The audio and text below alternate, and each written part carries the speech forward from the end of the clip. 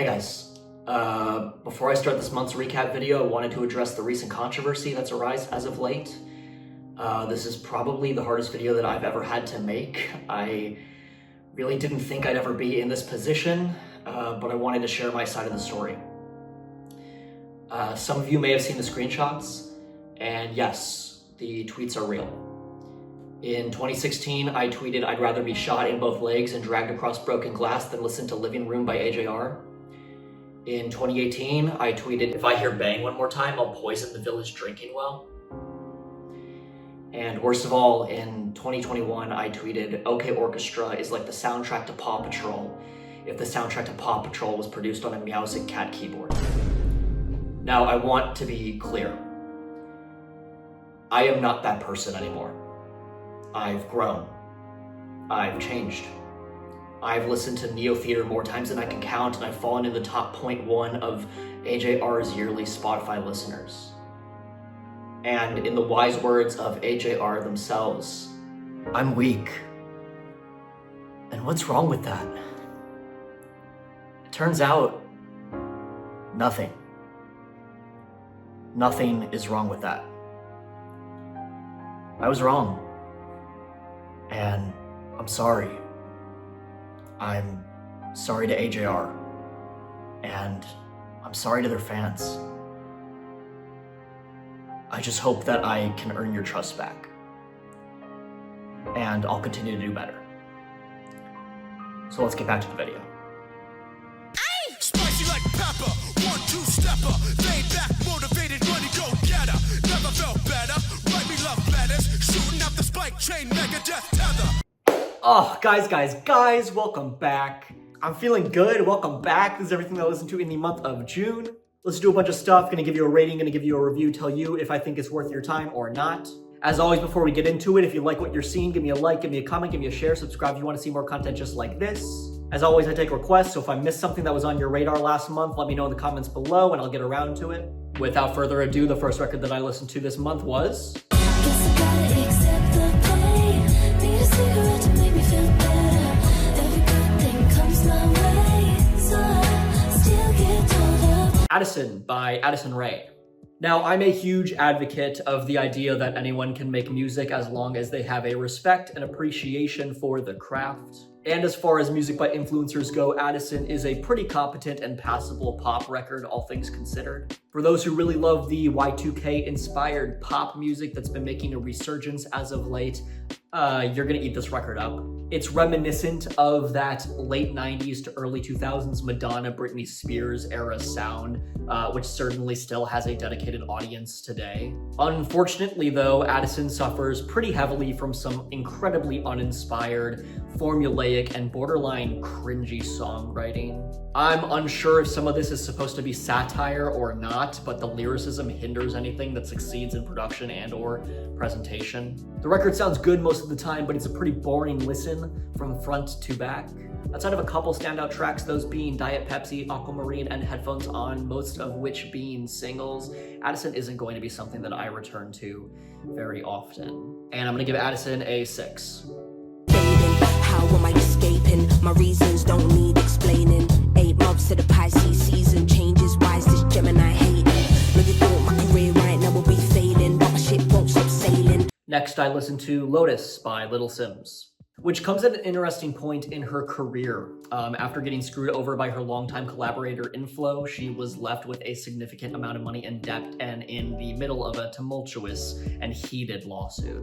Lotus follows the fallout of these circumstances, retaining some of the stylistic elements of albums like Sometimes I Might Be Introvert and No Thank You, but for the most part making a departure in production and in tone. Reflecting on Simz's personal journey and perspective of the grief, financial struggle, and mental anguish the betrayal told on her. It marks a new direction for Simz, one that is different, yes, but one that feels familiar nonetheless. The production on this record, this time spearheaded by Miles James, is smooth and jazzy and complements Simz's effortless flow quite nicely. Given its context, Lotus is Simz's most personal record thus far, and while not every track sticks the landing, most notably the oddly performed The Young, this thing is mostly banger after banger. Passionate and introspective even at her lowest mentally, Simz just doesn't miss. And I'm gonna give her an 8.5. Niggas still gotta get too damn close to me. Trick bag, got spells and a little something for grandma's groceries. Took a walk around the block and all the youngins quoting me. We ain't really heard of you, my nigga. Who were you supposed to be? Next, I listened to Magic Alive by McKinley Dixon, which is a unique, whimsical, and profound concept record questioning and wrangling the concept of death through three friends who use magic to bring their dead friend back to life.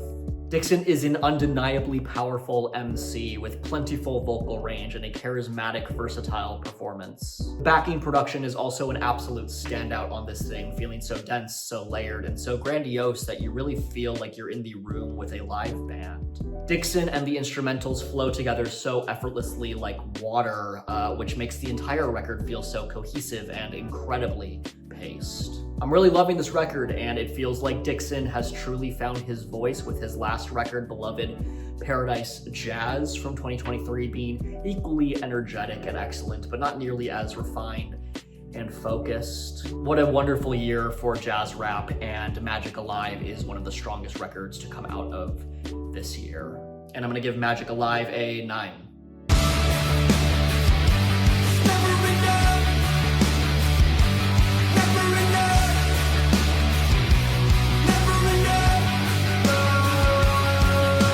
Next, I listened to Never Enough by Turnstile. Never been the biggest Turnstile fan, I will admit it, with post-hardcore being a genre that I'm kind of lukewarm on. The juxtaposition between the louder, punkier tracks and the softer, poppier tracks is a unique angle and one that feels like part of Turnstile's identity, but similarly to their last work, I just wish they either leaned harder into one or the other direction. As it stands, this juxtaposition feels too segregated and jarring that the larger climactic moments feel unearned and unsatisfying. I found my mind drifting halfway through this record every time I threw it on. That's not to say that there aren't any catchy moments on this thing, with the title track Never Enough and Look Out For Me being some of Turnstile's best work to date. But with an album sitting at 45 minutes and 14 tracks, there is simply too much filler and derivative material here for me to truly recommend. Yeah, I wish I liked this one a little bit more than I do. It's pretty inoffensive, but not my cup of tea. And I'm gonna give Never Enough a 6.5. I got myself together,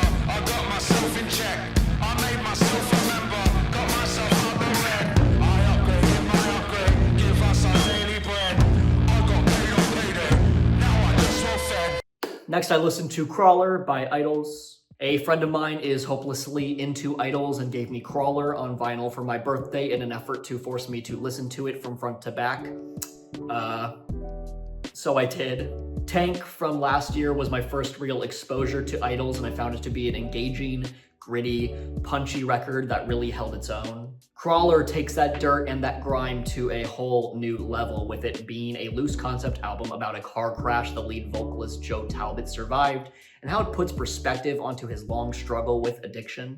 I'm loving how much Idols experiments with their sound on this record, with tracks like the Beachland Ballroom and Progress being notable departures from their usual sound, but being pulled off exceptionally well. I'm also loving the distorted and aggressive tracks here, like The Wheel and Car Crash, which captures so much emotion and visceral energy. There are a handful of tracks that attempt experimentation and risk, but don't stick the landing as well, which leads to a somewhat fragmented listen. Overall, though, Crawler is the best material that I have heard from Idols, and I'm gonna give them an 8.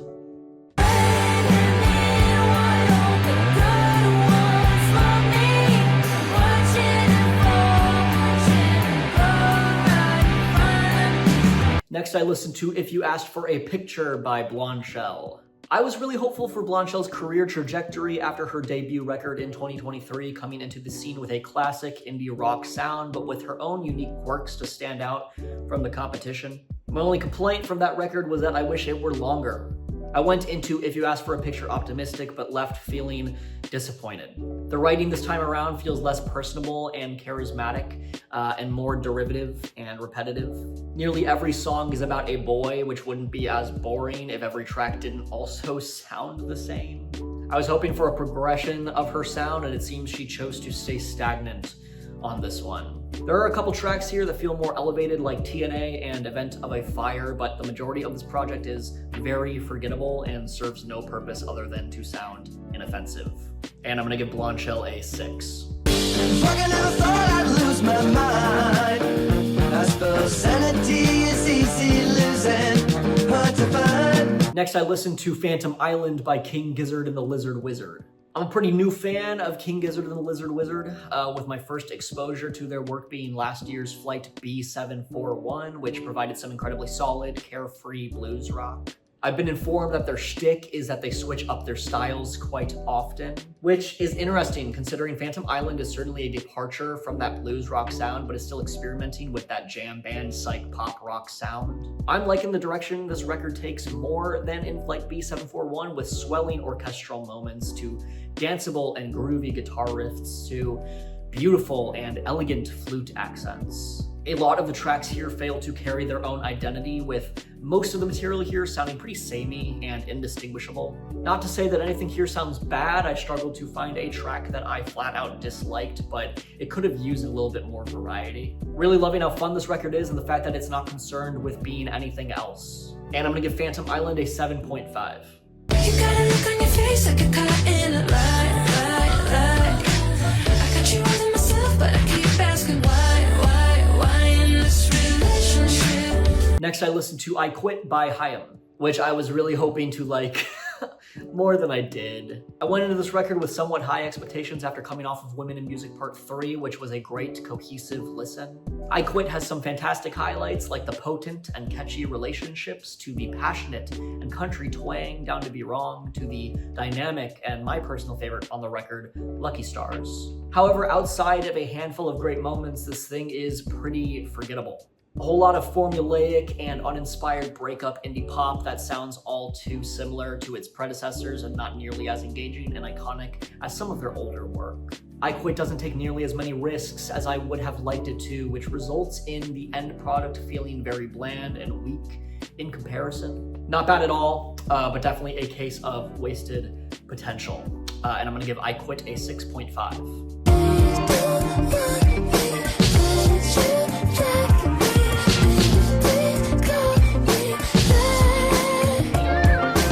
Next, I listened to Blush by Kevin Abstract. I was so unbelievably hesitant to tap into this record after the messy Brockhampton breakup fiasco, the scrapping of the Beverly Days material, and the lukewarm and sloppy release of Blanket. Thankfully, Crisis Averted and Blush is actually pretty great. Kevin's always been pretty notorious for having messy rollouts and questionable direction at times, but with Quedeca executive producing this time around, Blush feels far more focused and grounded, which enhances the project as a whole. It's easy to compare this directly to that of Brockhampton, with a large cast of characters all bringing their own unique voice and energy to the project, but it feels a little more unique than that. Whereas Brockhampton was a collective, Blush feels more like collaboration. It's a bit of a mixed bag with a too many cooks in the kitchen Achilles heel, but when it's good, it is great. Tracks like Post-Breakup Beauty and 97 Jag feel like classic Kevin Abstract tracks that have the momentum to make it big. Tracks like Nola and Geezer feel like true team-up tracks with the likes of JPEG Mafia and Dominic Fike, really making the tracks feel like their own. And how could I not mention Abandon Me and Red Light being absolute standout, beautiful Quadeca tracks. Pretty solid and really feels like an expression of raw, unlimited creativity. And I'm gonna give Blush a 7.5. Spent my summer getting lost in math. Making way took all I had. Won't outrun it if you don't hit back. It's just broken glass. Next, I listened to Virgin by Lorde, which was never going to be another melodrama, and that's okay.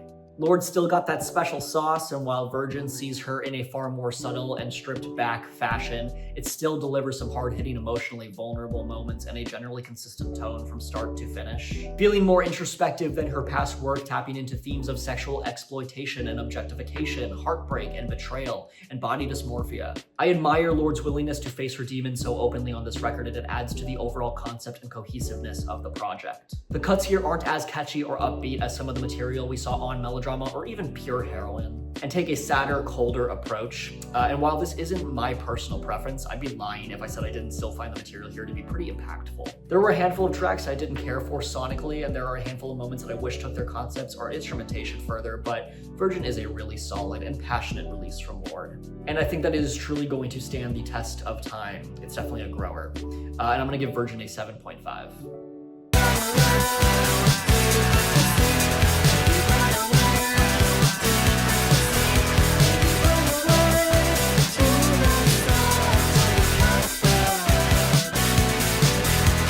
And last but not least, I listened to Velocity Design Comfort by Sweet Trip, which I wanted to like more than I did.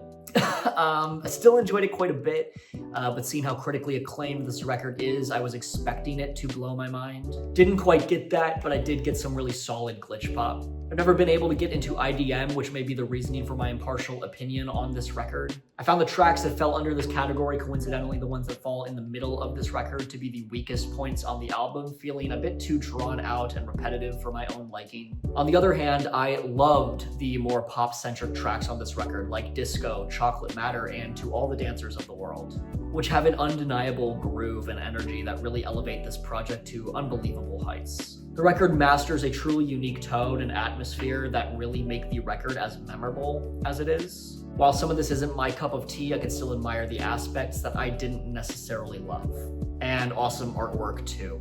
And I'm gonna give Velocity Design Comfort a 7.5. And oh goddamn, that's everything that I listened to in the month of June. Little bit of a shorter one, had a busy month, didn't really get around to that many new albums. There also wasn't like a huge amount of new releases either, but July is already shaping up to be a pretty packed month. So stay tuned for that next monthly recap video. Got some great content up my sleeve to come out in the next couple of weeks. Stay tuned for that. Like, comment, subscribe, share, you guys know the drill. I appreciate all the love and support as always. Thank you guys so much for watching. And that's that. Sleep tight, don't let the bedbugs bite, and I will see you in the next one. Peace. Fuck.